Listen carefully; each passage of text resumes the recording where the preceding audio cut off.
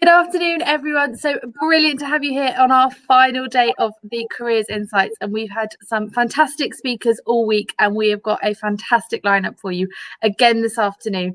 And we are going to kick off straight away with Jessie, who is the head of data and insights at a big company. And she's going to talk us through her job role and some of the things that she does in a day-to-day life. So I'm going to hand over straight to Jessie, who's going to lead our first session today.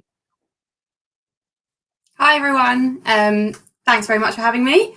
I am Jessie, Jessica, whatever you fancy, and my current role is Head of Data and Insights at a company called Monterosa, and I was previously Head of ECommerce, so I'm going to spend a bit of time today talking about both of those roles to hopefully give you an idea of the different types of roles that are available in the industry that I work in. I will assume that not many people, if any at all, will have heard of Monterosa. We're a smallish, medium-sized technology company of about 80 people. But whilst you may not have heard of the company itself, I expect you're actually aware of what we do without realising. So we are as I said, a technology company, and we work with big brands and companies in the media and sports industries, and we build and manage their digital products for them. That may sound a little abstract, but if I move to the next slide, I think you will get a better sense of what we do.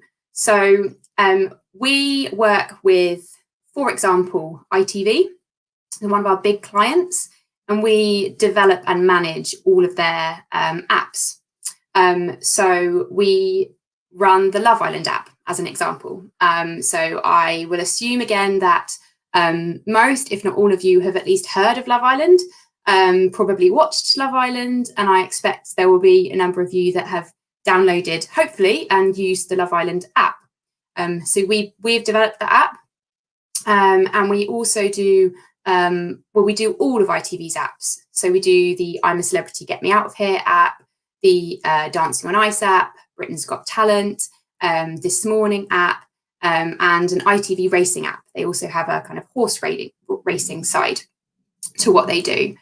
And beyond ITV, we work with companies like, so we work with EA Sports on the sports side. One of those pictures there, I don't know how clearly you can see it, but is of a World Cup predictor that we did as a game in the World Cup a couple of years ago. We work with a company called Viacom, who own Nickelodeon, and we run their app, which is, as you can imagine, very big in the US. We've worked with Team GB on their app for the Olympics, and a variety of other things. So it's a really exciting space to be in.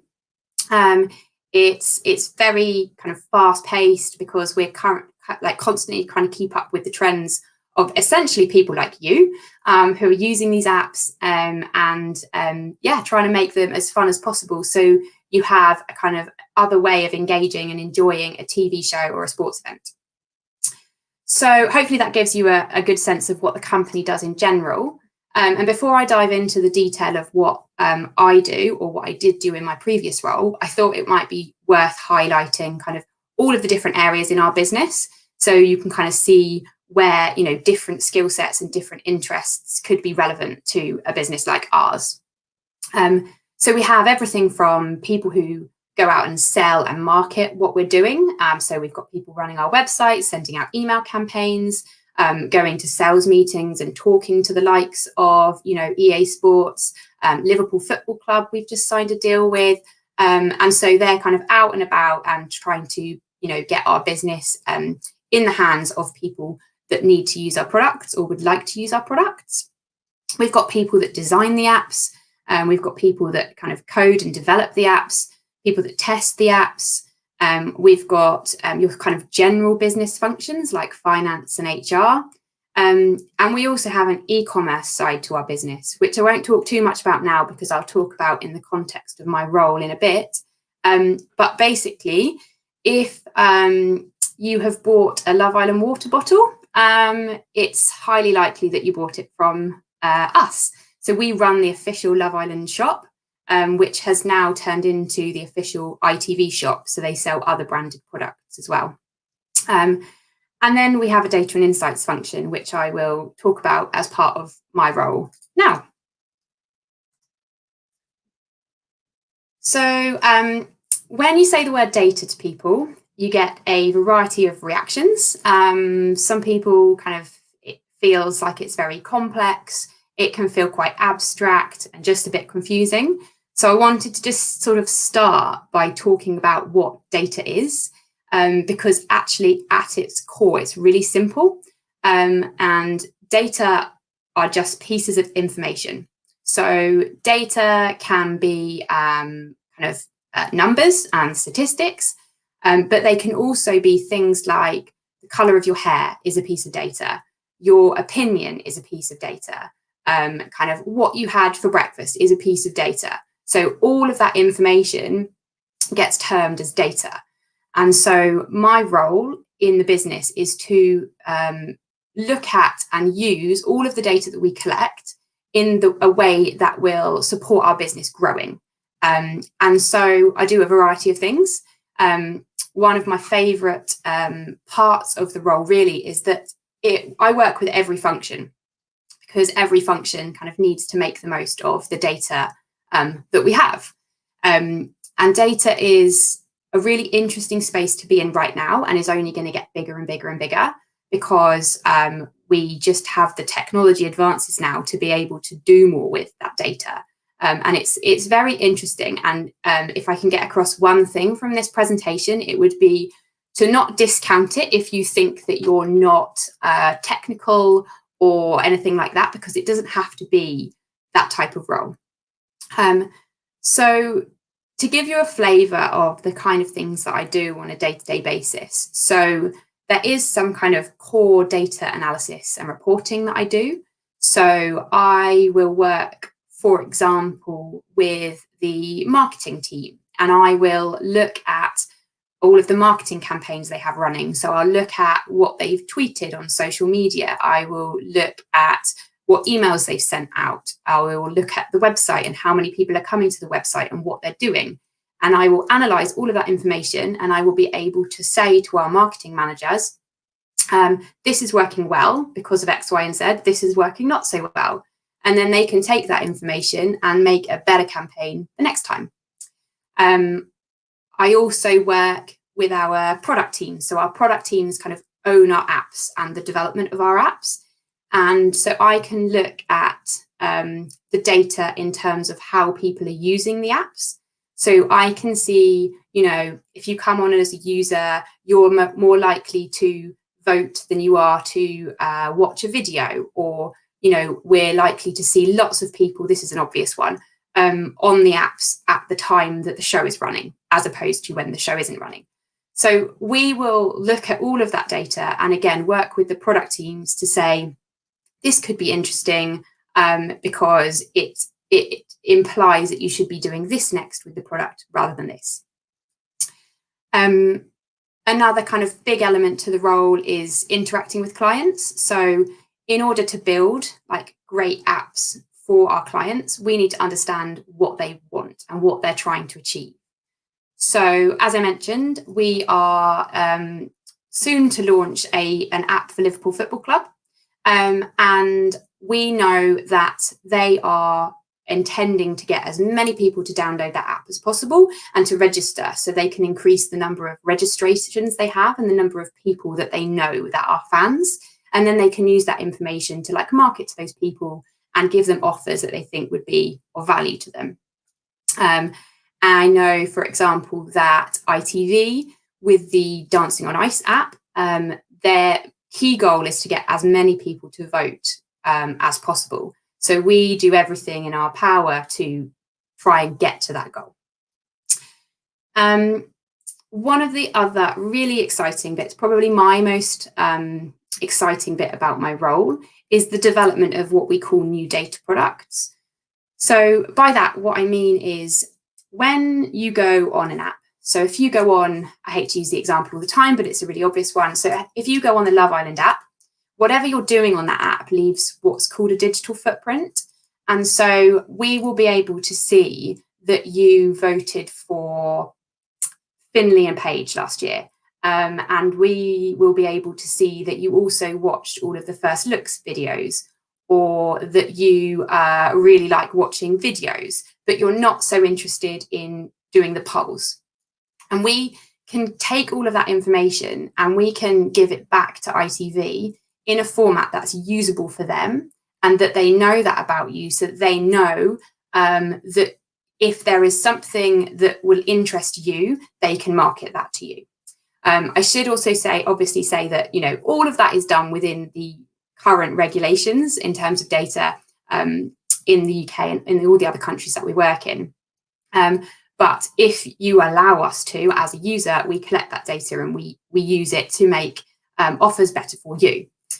And then, you know, a kind of key element of what I do is to take all of the analysis that we do, whether that be in Excel or some other kind of data tools that we use, and put them in a more visual format and share with our exec and management team, so that they don't have to do all of the analysis themselves. You can just show them something that says, I think you should make this decision because I've analysed all the data and it's telling me this.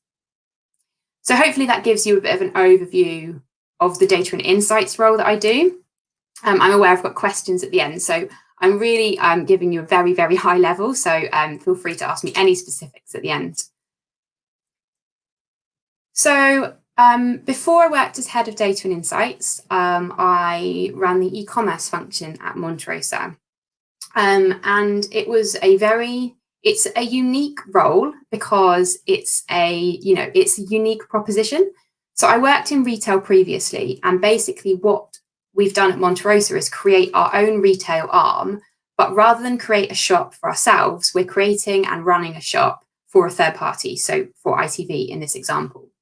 And so we're a small team, which means it was a fascinating role to work in, because we were doing everything that you would do in a retail business, whereas in a traditional retail business, you would probably be doing one, maybe two of the functions. So I could have been doing anything from, you know, getting samples from our suppliers of different products and taking them to ITV and discussing what we thought would sell well. So a good example of that is, again, for Love Island viewers, you may have noticed a new suitcase that introduced itself into the show, I think 2 years ago. They used to have pink suitcases for the girls and blue for the boys. And now they have a white suitcase with personalised writing on it. And that was because we were able to get that product, realised that it would sell. It's a really good product. And we got it into the show and then obviously into the shop. So that was a very interesting part of the role. We would also do things like PR and marketing. So one of the ways that we marketed the Love Island bottles, which, as you I'm sure know, were a huge success, we sent them out to lots of celebrities so that they would post about them on social media, so that they would put them in their shows that they were working on. So, you know, the likes of Ant and Dec. We sent them when the World Cup was going on to the England football team. And so, you know, at times I was actually sat with these bottles, putting them in nice packages and making sure they were sent to the right people. And then the next day I could have been going to the warehouse and making sure that all of the logistics were working properly and that all of the products were getting out the door to the customers on time. So that was a hugely varied role. And that was my favourite part about it. And a very unique role in a technology company, but clearly has technology elements because we also developed the shops. So we built the shop within the app. We've now got something called the ITV shop, so itvshop.co.uk, that now sells all of those products from Love Island, but also we have products from I'm a Celebrity, Get Me Out of Here. We have products from This Morning, Good Morning Britain, I believe, and a number of others. So yeah, it's come a long way in about 3 years since I started in that role and moved on about a year ago. But hopefully that again gives you a bit of an insight into the types of things that I was doing. So I wanted to kind of give you, I've just got a couple of slides, first of all, on sort of my personal journey and how I made it into the role that I'm in now and the company I'm in now, and then also talk about some alternative routes in, because you don't necessarily have to follow my career path clearly.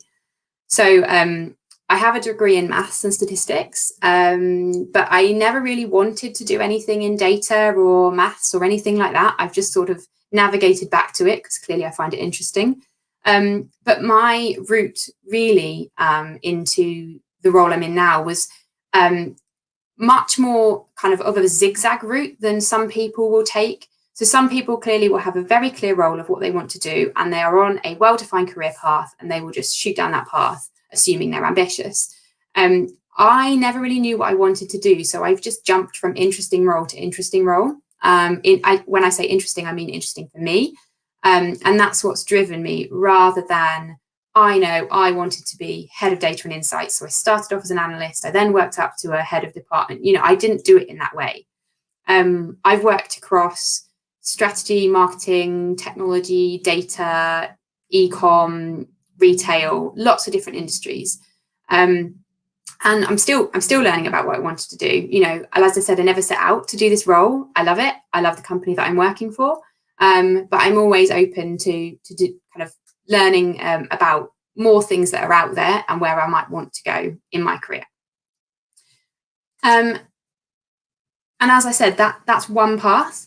But one thing I wanted to be really clear about is, in the industry that we work in, and specifically at Monte Rosa, there are lots of different career paths. So obviously I went to university, but there are many people in the business that didn't go to university, including our CEO and founder.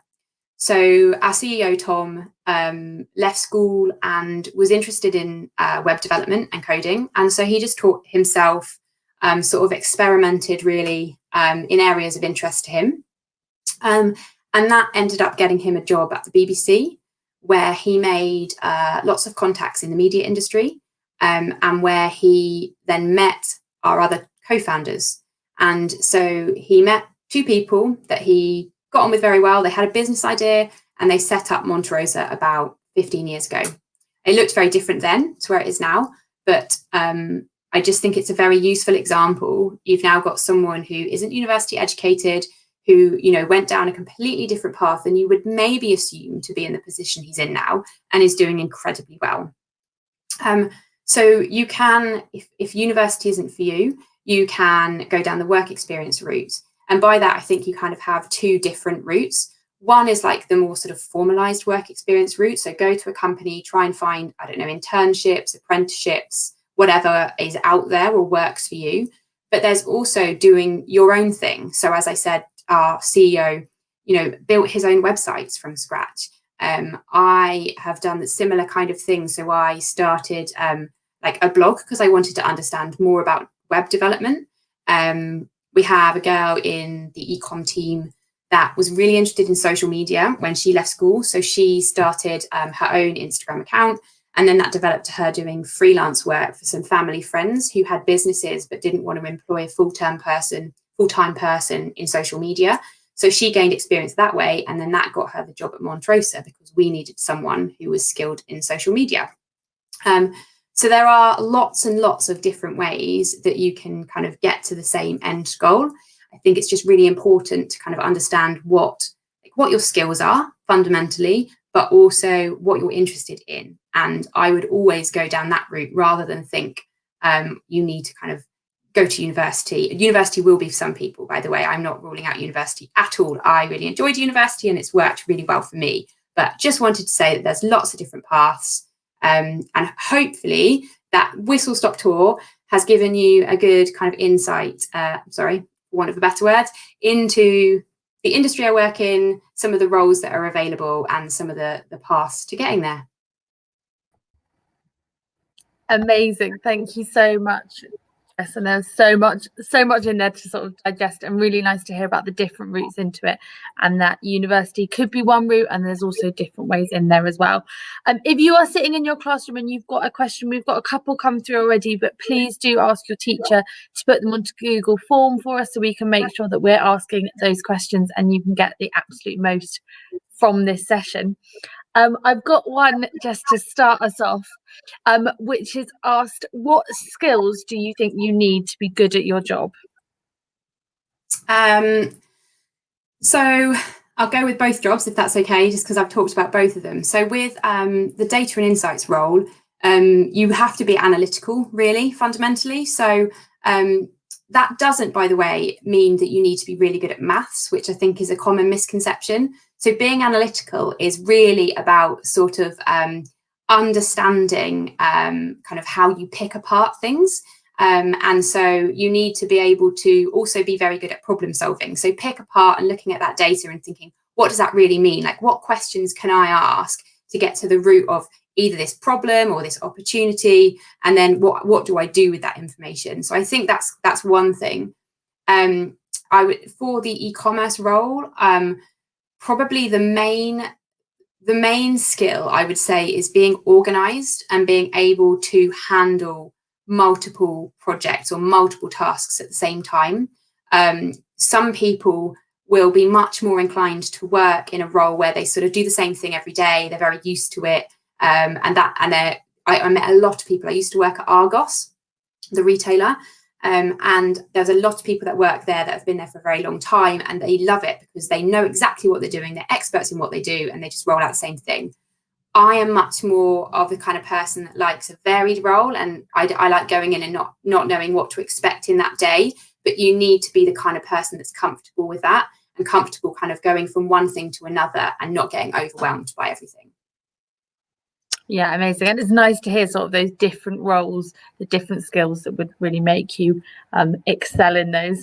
I've got one from Sophie, who's asked about when you were at school, what you wanted to be, and if you always knew you wanted to work in something like this, or kind of how that's developed. Yeah, good question. Very close to my heart. No, I didn't have a clue. This industry didn't exist when I was at school. Social media didn't exist when I was at school. The internet only just existed when I was leaving school. So no, I had no idea. I didn't know I wanted to work in data and insights. I chose a maths degree because I fortunately was good at maths, and so I just felt that was the right thing for me to do. I still don't know what I want to do. I'm actually back at uni at the moment studying sustainability because I want to work in sustainability now, I've decided. But I will probably look to work in data and insights in sustainability because I really enjoy this field. But this is slightly controversial because a lot of people that I've worked for in the past have always sort of, you've got your standard question like, where do you want to be in 5 years' time, or where do you want to be in 10 years' time? And it's always good to have an answer for that in the back of your mind when you go into interviews. So I'm not saying that, but I never knew where I wanted to go. And I don't think most people do. And I think you're very lucky if you have a very well-defined idea and you just shoot down that career path. And so I think it's really important to keep your eyes and ears open for lots of different opportunities and follow what interests you. Amazing. And it's really interesting to hear you say that, because we've had a few speakers this week and I don't think any of them have ended up in the career that they thought they were going to. So it's, I think, reassuring to hear that lots of people don't know what they end up doing and they go on then to be incredibly successful. So you don't need to have all the answers now, which is really nice. I've got one from Jess, who's asked, what does your typical day look like in terms of the hours that you might work in either of these roles or both of those roles? So I'm really lucky. I work for a company that is very pro flexibility. They've been on quite a journey, I would say, in the last sort of 4 years. It was much more structured about 4 years ago, but now we have a flexible working policy. So we have to work our hours in a week, and we have to work what we call core hours. So they are from 10 till 4 every day. But beyond those hours, we just need to make up the extra hours in whatever time works for us. So some people like to start really early and finish early. Some people like to start later, finish later. Some people like to pick things up in the evening after they've done things like childcare. And so it's really flexible. And I would say no one is expected to work beyond the hours that they've been asked to. That has changed. I would say there was kind of an underlying assumption of that probably 5 years ago, but the world has moved on, and I'm very lucky to be in technology that I feel like is at the forefront of this. I would say, with the exception of if you do want to get into anything that's related to media or even sports, where you've got events that aren't in your 9 to 5 hours, you have to have an understanding and awareness that you're going to have to work when those events are on. So we won't expect people to take time. People can get time back if they're working outside of their hours, but there are numerous times where people will have to work late into the night if a show's on. You can imagine if you've got a vote in Love Island and something goes wrong technically within the app, we can't have the whole business say to ITV, "Oh, I'm really sorry, we're all finished now." So there has to be that understanding, but there is a lot of flexibility. Yeah, absolutely. And I don't think you could say, "Sorry, we're all having our dinner now, we're not helping out." So yeah, that makes sense that the hours are varied. I've got one from Anthony, who's asked, what is your favorite thing about your job? I think my very favorite thing at the moment, because obviously I'm working in my data and insights role, is the autonomy I have to do new things. So we are building new data infrastructure at the moment, which I'm leading, and I am very fortunate to be in a business where the leaders of the business kind of value people's skills and whether they can learn new things as opposed to what they've done in the past. So I've never built a data infrastructure from scratch before, but I'm being allowed the opportunity to do that. And so I'm learning a huge amount in a very short space of time. And it's something that's really important to me. Yeah, amazing. And I think that sounds incredible. And this actually links to another question we've had from a year 12 student who's asked, what sort of training did you get before you started that role? Were you expected to kind of know everything, or did you get training when you started? Well, I'm not sure how this will go down, but I got no training whatsoever. But that's very typical of the company that I'm in. We have a training budget, I should say, and I'm being encouraged to use it. But we need, because of the rate that technology is moving and the industry is moving, we need to be on top of things all the time. So there isn't necessarily time to sort of sit and do a formal training program and then start the job that you're there to do. You kind of have to learn on the go. And again, that works for some people. It doesn't work for other people. When I worked at a company called Accenture, which is a big consulting company. And I was given a 6-week fully in-depth training program. And that was great at the time because I did that coming out of university where I didn't really have any other skills. But I think you learn more thrown in at the deep end doing your job. Again, it won't work for everybody. Some people will just get too overwhelmed and it will be too anxious for them. But if you kind of want to learn as quickly as possible, I would say there's nothing better than just trying things out.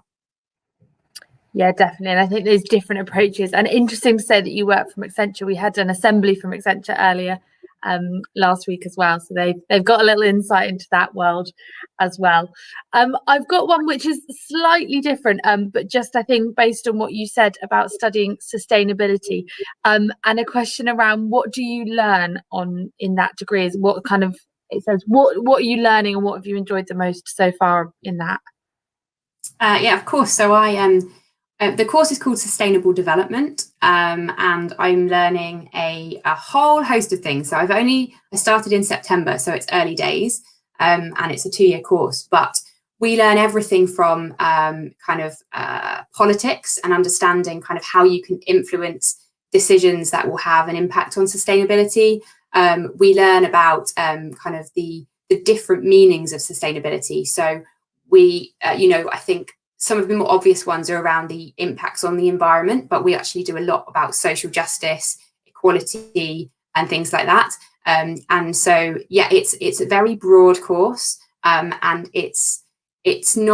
not learning kind of how, like, the changes that we need to make to be more sustainable. So I'm not learning, how we reduce plastic, for example, but I'm learning how I can support the kind of big global complex political systems or navigate those political systems to implement changes when I finished my degree. Amazing. That sounds really, really interesting. Love to know more about that. And then we've got time for just one more question. So I've got a question which is from a year 10 student who's asked, what kind of advice would you give them now if they're thinking about maybe a career in this industry, or anything that you think they could be doing, experience or skills that would be useful? I would say from a technology perspective, if you're interested in the technology side of things, I would play around with technology yourself. So like I said, I don't know, or whether, if it's like kind of on the marketing side or whatever it might be, just play around with that. So, you can create social media accounts in an area that you're passionate about to understand more about how Instagram works or Twitter works or Facebook works or whatever that social media. They're not the current ones, I'm aware of that. You probably know a lot more about it than me, but you can just play around. From a kind of website development point of view, you can just build a website, just do something fun. I don't know, meet other people that are kind of interested in the same kind of things. From a sort of media and sports industries, if you're interested in that side of things rather than the sort of technology side, I would just kind of look on websites of those types of brands. For me, I used to look at like what jobs were available or what jobs were coming up, because I didn't have any idea. And once you see that, you can kind of start to see what the kind of things that you could be doing, and then build your skill sets around that. And then there may be some internships or things like that you could kind of jump on as well.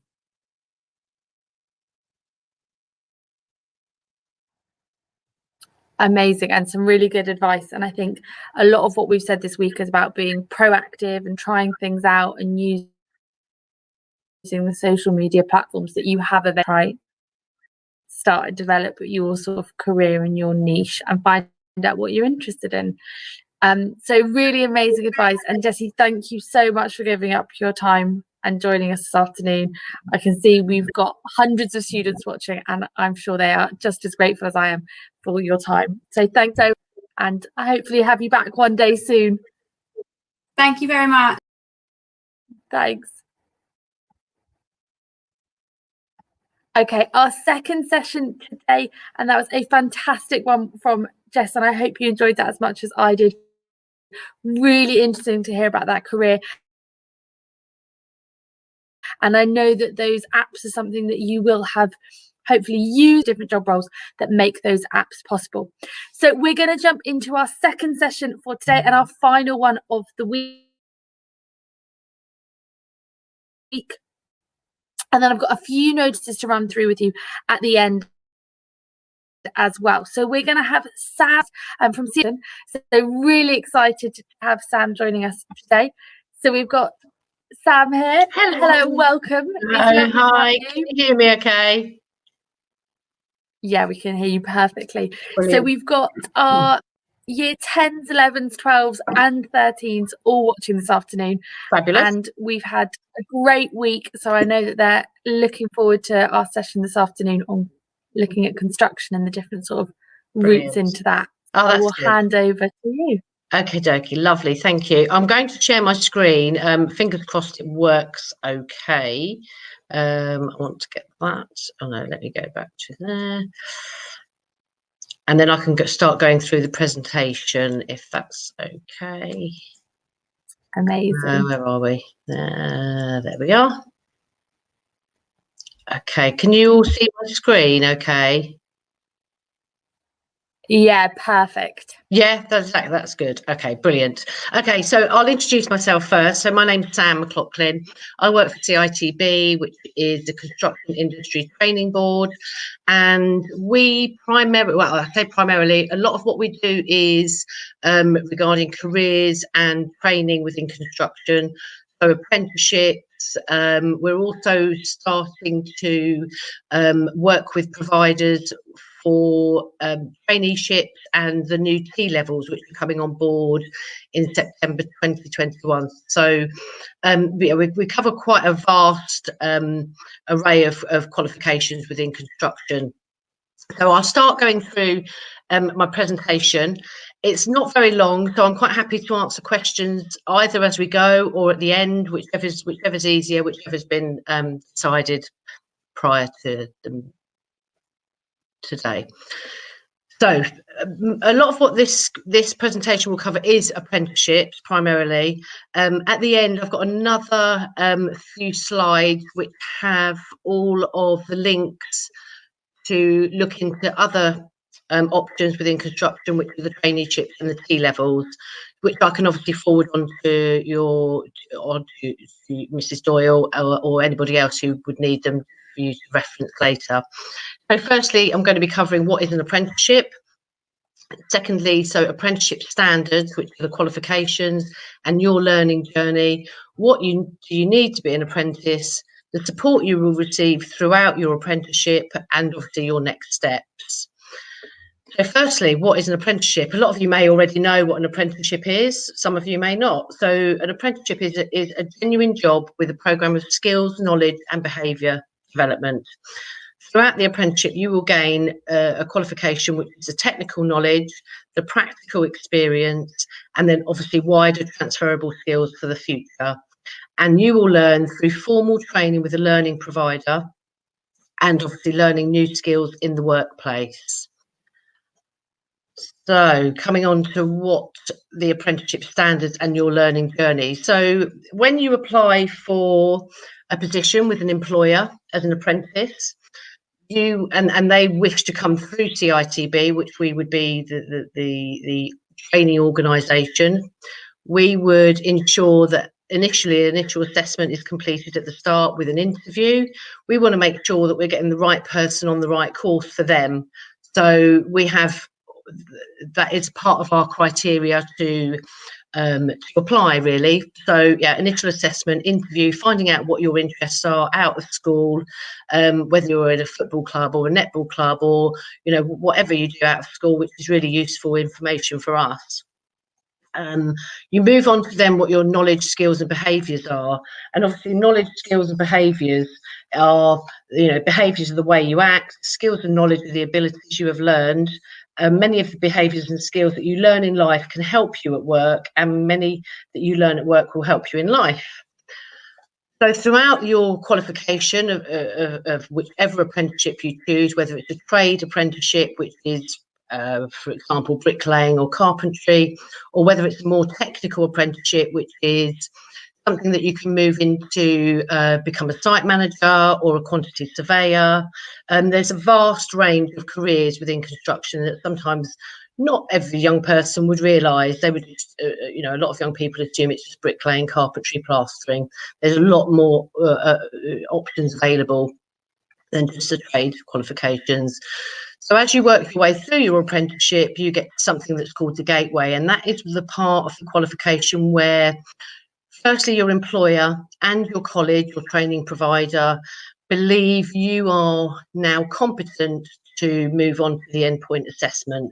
You have to be competent at the gateway stage to then move on to the endpoint assessment, for obvious reasons. You don't want to get to the endpoint assessment and really your knowledge and practical skills ability isn't at the point it needs to be. So the endpoint assessment would be a mixture of practical elements, whichever trade you've chosen, and obviously technical questions as well. So there'd be 50 questions that you would need to answer. Obviously then it's a pass or a fail, and then hopefully once you've done the endpoint assessment, you then move on to completion and certification. You are then a qualified level 2, generally, bricklayer, carpenter, etc. If you choose to go into site management, you would move straight onto a level 3 site technician apprenticeship. So, and then you can specialise into whether you want to become a quantity surveyor or a site manager, project manager. So like I said before, there's lots and lots of options available to you.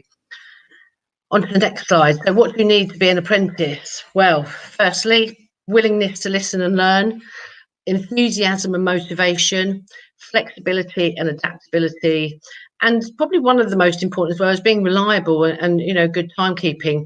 Your experienced colleagues and mentors that you'd be working with at work would be relying on you to be there. You know, you're there for a reason, which is to learn. If you're, you know, your timekeeping isn't great, and they realise perhaps you're not as reliable as they'd like you to be, you know, that can have implications and consequences for the experienced team if they don't have their apprentice available to them. So yeah, so they're you know, all 4 points really there are extremely important to an employer wanting to make sure they're taking on the right person. On to the next slide. So the support you will receive. So from the start of your apprenticeship, you would have support for the whole duration. So whether it be a level 2, which is a 2-year apprenticeship, or a level 3, which in some cases it's a year, some cases it's 2 years, depending on what route you decide, you would have support right from the beginning from a CITB apprenticeship officer. Then obviously your workplace mentor, so whoever you're employed with, they would assign you a mentor, which would be an experienced worker that you would be working with on a daily basis.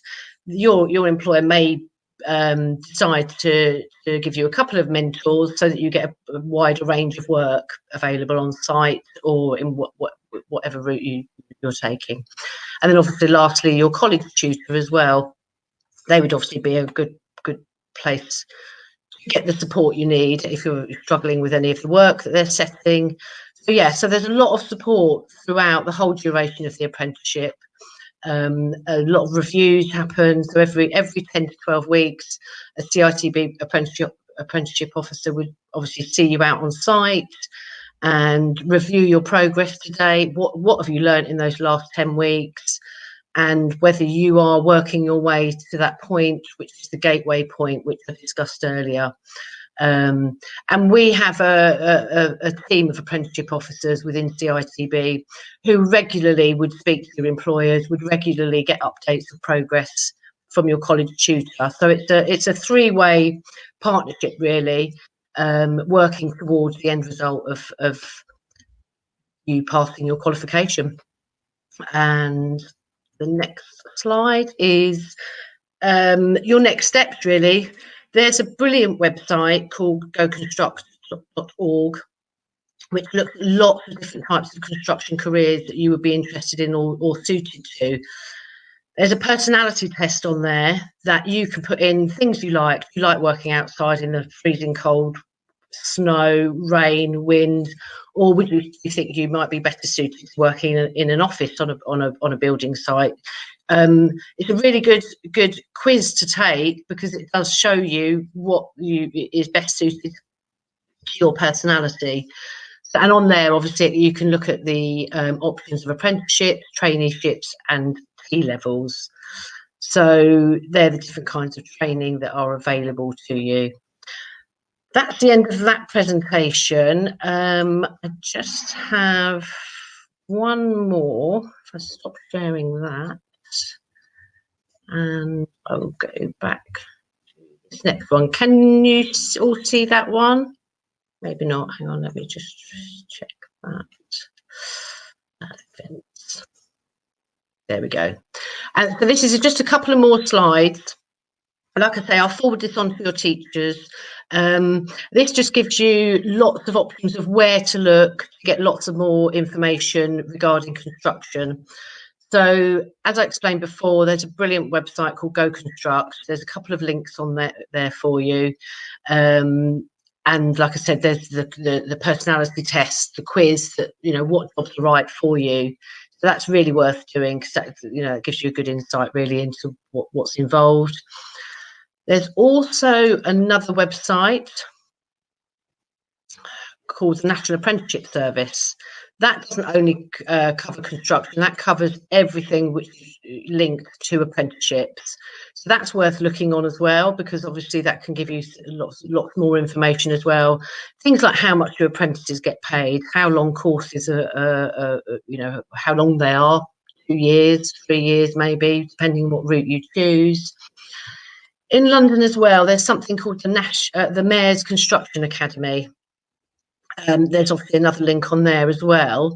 That's obviously set up by the London Mayor's office in London, and they are hubs. So there's various hubs dotted across London, and they are absolutely brilliant. You can walk into one of the hubs off the street and ask them, the training they provide for young people or people wishing to have a change of career, etc. So like I say, go onto that link as well. That's really useful, and it gives you lots more information as well. Traineeships is another route. That can be a trainee. I don't know if you may already know about traineeships. I don't know whether it's been discussed before, but traineeships are short-term programs between 6 weeks and generally 6 months. And it's sort of a taster, really, of whether or not construction is the right industry for you. So that's useful to go on there. That gives you lots more information as well about traineeships. And then last but not least, the T-levels. So T-levels are a new thing brought in by the government in the last year or so. The construction T-levels aren't actually going to be coming on board until September, which would work out for, I'm assuming, the year 11s and year 13s that perhaps are thinking about a different route rather than staying on at school. So yeah, that's the last link on there. And then the last one is obviously my contact details. So obviously I'm quite happy to take questions now, or if you think of something over the weekend or next week, next month, then you're more than welcome to drop me an email or give me a telephone call, and I will try and answer your questions. So that's, let me stop sharing that. That's it. Amazing, thank you. And that's a really nice insight into sort of a completely different career than we've heard about this morning, and construction in the different routes and the apprenticeships opportunities. And it's nice to hear kind of the support that students would get in one of those routes and what that would look like in the day-to-day. Yeah, absolutely. There is so much support for them. Whether it's a 16-year-old who's just left school, or a 17-year-old, 18-year-old that perhaps is thinking A levels might not be right for me. There are so many options available to young people. So and it's good that we can get that message out there, really. And if they're staying on at school, then that's great. But if they choose that perhaps isn't what they want to do, then there are organisations like ours that are there to support young people in whichever route they choose to take, really. Yeah, that's so brilliant. And I know we've got some year 11s who are looking to go into construction and deciding between college courses or apprenticeships. So hopefully, if that is you sitting in your classroom, you've seen a different route and a bit of an insight into what an apprenticeship might look like. And I will send out some more information about that. And if you want to, you can get in touch with myself, and I can put you in touch with Sam, or we'll share those contact details at the end. So if that is something you are interested in, then we can definitely support you in finding out more and maybe making some applications as well. As with all our sessions, it's brilliant. If you've got any questions, please get your teacher to send them in. We've had a couple in already, and I will start off with those. But if you've got any questions you'd like to ask, then please do get your teacher to do it in the Google form, and then I can ask those on your behalf to Sam. So Sam, I've got one that started asking about the different salaries that you might get with apprenticeships, and I know they vary depending on the levels, but do you have a rough idea of kind of what salary you might expect if you completed one of these apprenticeships? Okay, so it would vary greatly, really. The government have set, as they would set a national minimum wage for everybody who doesn't work as an apprentice, they also have an apprenticeship minimum wage. So, for example, if a 16-year-old decides and is offered a position as an apprentice, they would be on, well, the guidelines are the minimum, which is, I hate to say it, but £4.15 per hour. However, that is only a guideline. We always recommend to an employer, it has to be realistic. I mean, a 16-year-old generally may still be living at home, so may not have all the outgoings that perhaps a 25-year-old would have. Also, ideally, I try to recommend to employers at least national minimum wage for a 16-year-old, ideally. However, there will always be some employers who will pay the apprenticeship minimum wage, unfortunately. Sometimes, and as difficult as it is, you think, how am I going to survive on that money for 2 years while I'm training? I think sometimes you try and perhaps need to look further into the future. Once you're qualified, after the 2 years, your money would increase, and that would be either at national minimum wage or above. A qualified bricklayer with perhaps 3 or 4 years experience of being a qualified bricklayer can earn anything up to 60,000-70,000 £70,000 a year.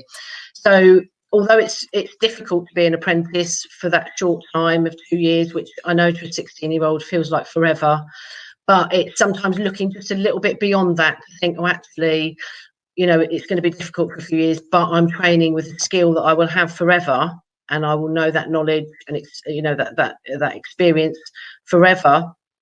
And in the next few years, I could potentially be earning anything up from £50,000. And that there is such a supply shortage of certain trades, bricklaying being one of them. And generally in construction, there is a lot of shortage of skills that we're crying out for young people to join the industry. So yeah, that's where we are with salaries. Yeah, amazing. And I think having spoken to some of our students, they were quite excited at the prospect of getting a salary. So I think they would be, for those first years, aware that it wouldn't be maybe as high, but great to see that kind of progression that they would get. Yes.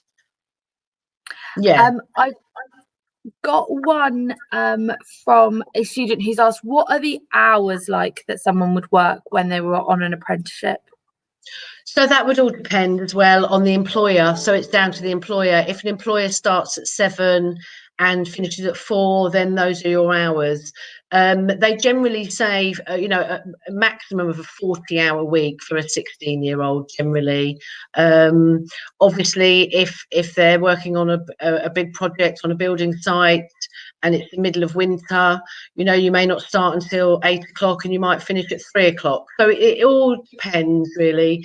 If you're based in an office for a big construction employer, you would be working probably office hours, I would say, 9 till 4:30, 9 till 5, those sort of hours.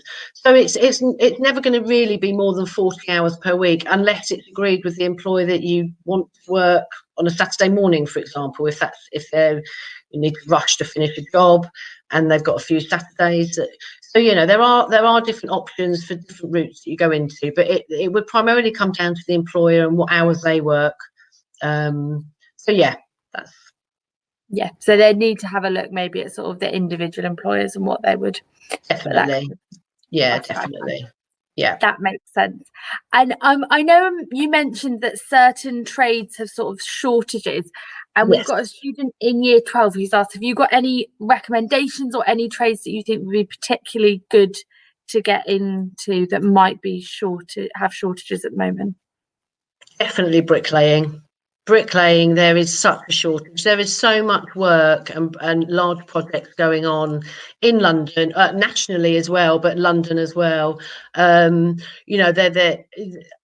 Personally, I think there's a shortage in the majority of trades. There is not enough skilled people now joining the industry. What's happening is all of the experienced workers that have perhaps been in the industry for maybe 30, 40 years who are coming up to retirement, they've got a wealth of knowledge, but they're coming up to retirement. And when there's not enough young people joining the industry to fill that gap, really. So the gap is vast. And that's why there's such a demand. There's such a demand, and bricklayers and other construction trades, and they can set their price really once they're experienced, because there is such a shortage. So I would say definitely bricklaying, carpentry, plastering. I think where I live, I know locally there's people are crying out for plasterers to go and do work in people's homes, and there's not enough plasterers. So yeah, I would say all trades, but at the top of the list would definitely be bricklaying. Definitely. Amazing. That's really interesting to hear. And I know that we've got some year 11s who are particularly looking at bricklaying next year. So that's really good Fabulous. to hear. That would be a good pathway to go down. Yeah. We've got time for a couple more questions. Okay. If that's okay with you. So I've got, just having a look through, because some of them are quite similar ones. So I've got one about, what advice would you give to somebody to make their application stand out? This is one thing we come across quite a lot. So I could have 2 CVs in front of me, for example, and one really doesn't put as much information as I would like to see. So, you know, we can support people with writing CVs as well. I like to see on a CV things people do outside of school and work. You know, are they part of a football team? Have they been helping their dad or their uncle in their construction firm in the school holidays or at weekends? Just things that can show a little bit of leadership as well sometimes. And it doesn't mean to say you have to have been captain of your football team or your netball team or anything like that. But just you know, have you ever volunteered, or what other things? There's lots of other things. We don't always look at, although GCSE grades are important, and I will stress that they are important, we don't always look at somebody perhaps who has a grade C, for example, and automatically think, yes, they'd be perfect. If somebody came to us with a D or an E and had the whole sort of the whole picture of, you know, they've got other interests outside of school and you know, in their personal life, you know, we would balance that up and think, actually, you know, the person with the slightly lower grades, I think would be ideal. So, like I say, I will always stress GCSE grades are massively important, but it is the whole picture as well of that young person.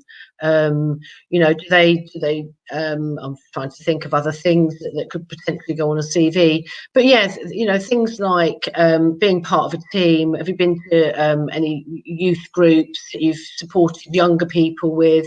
There's a whole sort of raft of options really that could go on a CV, but as much detail as possible on CVs is, and I don't mean sort of 10 pages worth. It's, you know, it needs to be concise and clear, so that I can scan through CVs and go, yes, definitely, I would like to have a telephone conversation with that young person and potentially put them forward to any employers that have expressed an interest. So yeah.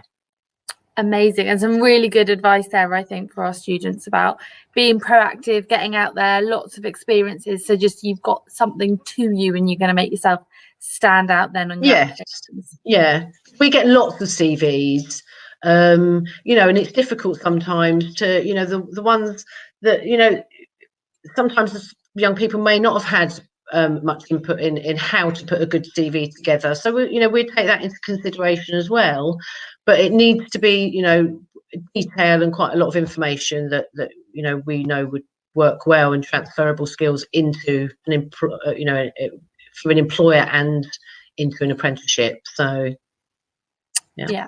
Amazing. And we've got time for one more question, and I've got one from Joseph in year 10, who's asked, what percentage of people who work in construction are women? Oh goodness, I don't know what the percentage is. It has increased.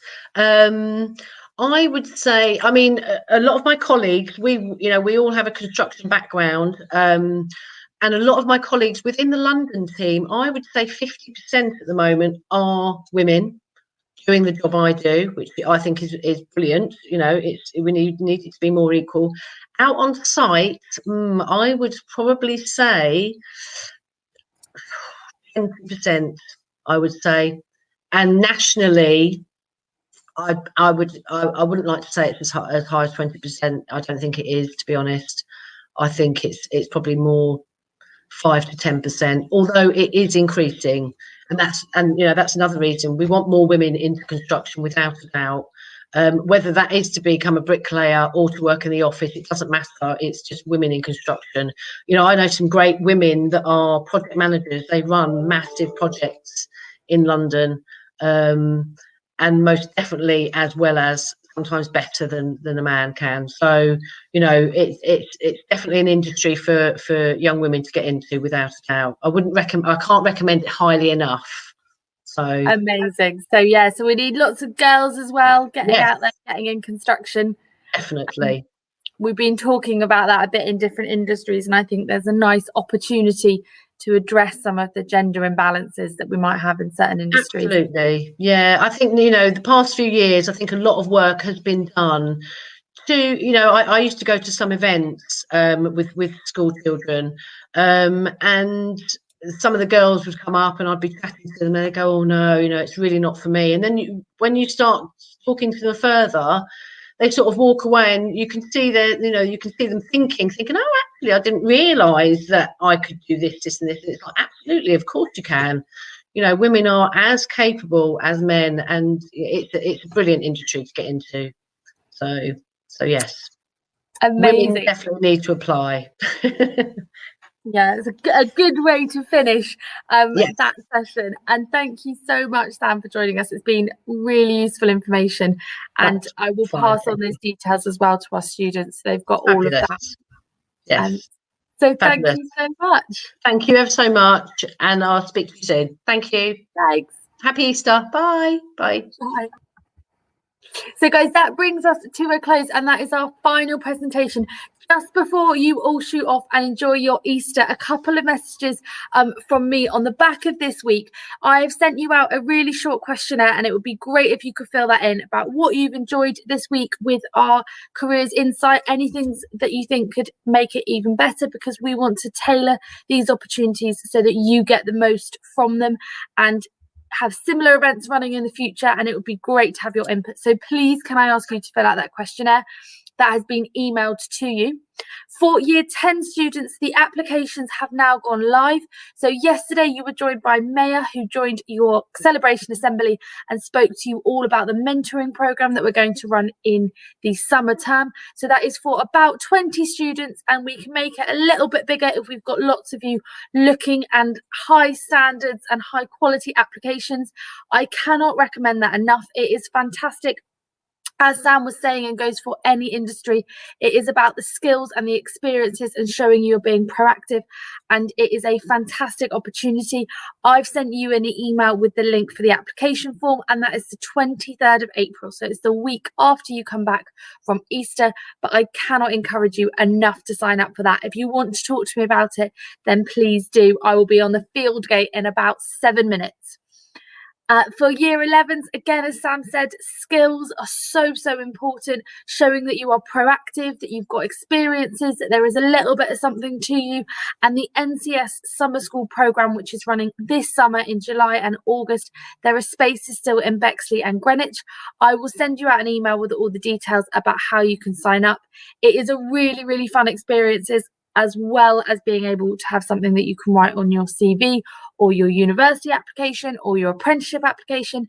It is great to start developing those skills, and where you missed out on some things last year, this is an opportunity for you to get involved. So again, I cannot encourage you enough to get involved with that.